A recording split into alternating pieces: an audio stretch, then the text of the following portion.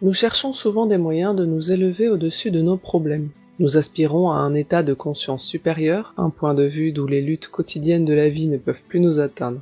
Ce désir de se percher au-dessus du chaos est compréhensible. Il procure un sentiment de sécurité, de puissance et de sérénité. Mais si cette évasion vers le haut était précisément ce qui nous empêche d'atteindre une paix véritable et durable? Cet article explore l'art de l'enracinement, la pratique de s'ancrer profondément dans notre propre réalité. Il s'agit de troquer l'euphorie passagère de l'évasion contre la force inébranlable qui naît de l'acceptation de soi. Nous verrons pourquoi la recherche de validation externe nous freine et comment embrasser qui nous sommes avec tous nos défis est le véritable chemin pour vivre pleinement. Le perroquet perché et l'illusion de la sécurité. Imaginez un perroquet perché tout en haut d'une branche. De son point de vue, tout ce qui se trouve en bas semble petit et gérable. Il se sent intouchable, croyant que la hauteur est synonyme de sécurité.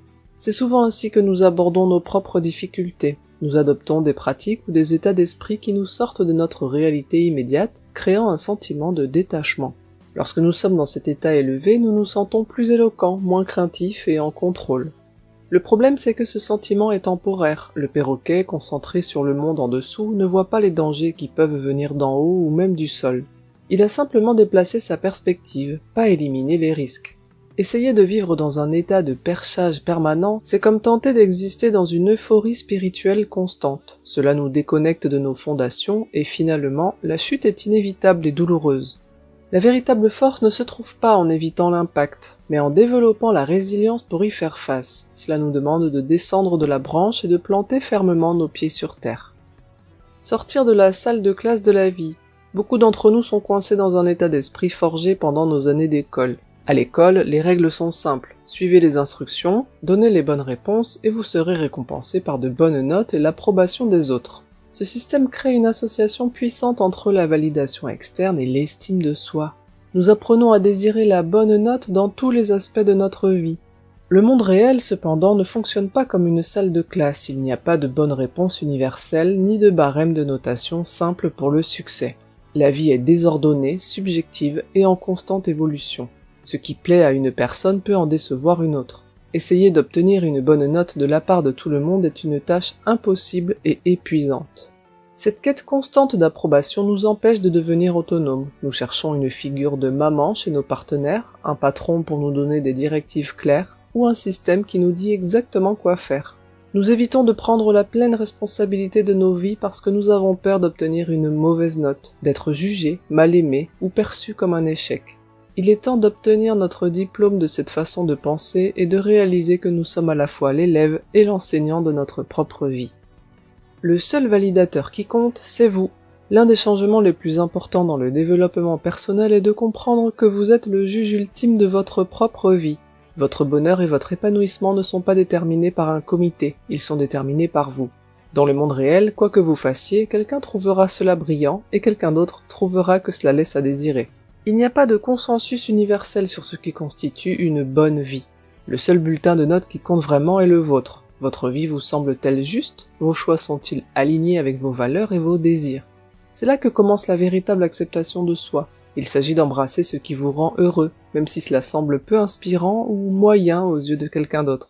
La quête d'être exceptionnel ou innovant aux yeux des autres n'est souvent qu'une forme de recherche de validation externe. Le vrai succès consiste à construire une vie qui vous semble authentique, peu importe l'image qu'elle projette. Il s'agit de trouver de la joie dans votre propre chemin, pas dans les applaudissements venus des gradins. Spiritualité versus dogme religieux, incarner versus devenir. Le voyage de l'enracinement est profondément spirituel, mais il est important de distinguer la véritable spiritualité de ce qui peut devenir un dogme religieux déguisé. Le dogme religieux vous demande souvent de vous efforcer de devenir quelque chose que vous n'êtes pas, afin de mériter une récompense future que vous ne recevrez peut-être jamais. Il est basé sur des règles, des idéaux et la poursuite d'un concept extérieur de perfection. La spiritualité, dans sa forme la plus pure, consiste à incarner pleinement qui vous êtes déjà. C'est le processus d'intégration de toutes les parties de vous-même, la lumière et l'ombre, et de vivre cette vérité dans le monde. Essayer d'être perché et illuminé est un acte religieux. Vous essayez de devenir autre chose qu'un être humain. La véritable spiritualité consiste à accepter votre humanité avec tous ses défis et ses imperfections, et à trouver la paix ici même, sur le terrain. Il s'agit d'incarner votre esprit unique dans votre vie quotidienne, pas de fuir votre vie pour trouver votre esprit. Faites le premier pas pour vous enraciner. Passer d'une vie de recherche d'approbation à une vie d'acceptation de soi authentique est un cheminement. Il faut du courage pour affronter ces défis plutôt que de voler au-dessus d'eux. Commencez par remarquer où vous cherchez la validation. Est-ce auprès de votre partenaire, de votre patron ou sur les réseaux sociaux? Reconnaissez-les sans jugement. Ensuite, entraînez-vous à faire de petits choix basés sur ce qui vous semble vraiment juste et non sur ce que vous pensez que les autres approuveront.